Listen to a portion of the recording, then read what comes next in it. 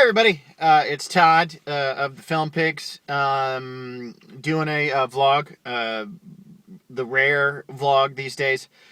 Um, I think the last one was Skyfall, so yeah, it's been a while. But I have completed my bad movie months, January and February, of course, when the studios release all their crap. And a lot of times, I myself really enjoy the crap. So today I completed my right wing action movie viewings of the year. Well, hopefully not of the whole year, but it would appear that way because, make way for the superheroes and their tights and whatnot. So yeah, basically, the studios had a snow globe filled with all the stars of the Expendables films, and they broke it, and it fell all over January and February.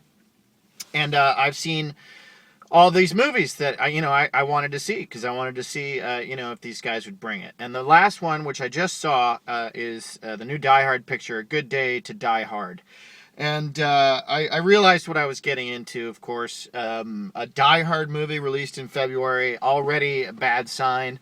Of course, the critics have been pooping all over the new Die Hard movie. But I was hoping that was, because it's a Die Hard movie, and Die Hard films are, even though the sequels have never come anywhere near the original, are held to a higher standard than your average action fare. So I was kind of hoping that this would just be an overreaction on the part of the critics, because it's got the Die Hard label, and it might be just kind of a fun, dumb action movie. But I kind of have to agree with the critics on A Good Day to Die Hard. I gotta say,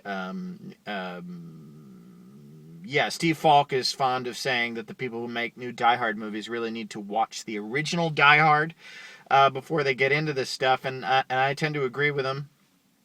This movie is about... Oh, I'm not even going to try and explain what it's about. It really didn't make a lot of sense, but it's a father-son thing.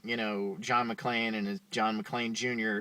in Russia for reasons that... there's the CIA, and I don't know. It really, honestly, it's very muddy and muddled. And it doesn't make a lot of sense, and the relationships themselves don't make a lot of sense. And I don't know. I really, the movie didn't make a lot of sense. And unfortunately, the same goes for the action sequences, where they were just as muddy. They made no physical sense much of the time. There were moments where, there's one particular moment where both the McClanes are or have their hands tied, and you see one of them cutting the plastic that is, they're bound in, and then suddenly both of them are out, and they're shooting, and it just didn't make any sense. And this director, who also directed Behind Enemy Lines, which was the entire movie Behind the Enemy Lines, was, frenetic cutting and bouncy camera work, and pretty much every time the camera cuts to somebody else, it starts here and then it zooms in really close on the people that it's cut to. This is the same thing. So if you like Behind Enemy Lines, I don't know why you wouldn't actually like this movie, but I didn't care for that one. And yeah, I mean, I can't say I'm disappointed. I can't. It was just a meh kind of affair. I started thinking about other things a lot, even when there was explosions happening on screen, and that's the worst kind of action movie, that even the action itself doesn't make you go, oh, nice. I mean, they did smash up some cars, and there was a few moments of that, but it was very muted on my part. I was just sort of like, oh no. And even Bruce Willis, when he says yippee-ki-yay, motherfucker, in the movie, it's yippee-ki-yay, motherfucker. I mean, it's subdued. I mean, the whole, I don't know. I don't know. I mean, it's cool that you like money, but and it's easy. But why not, try to make something a little bit better? Anyway, in addition to having seen that over the last couple of months, I saw the Statham picture, Parker. I would not recommend that. There's not enough action in it. It's more of a thriller. heisty movie than it is an action movie. And the thriller heisty stuff is not that much fun. If you're interested in Parker, just go back and watch Payback with Mel Gibson. It's a much more satisfying movie as far as action and hijinks are concerned.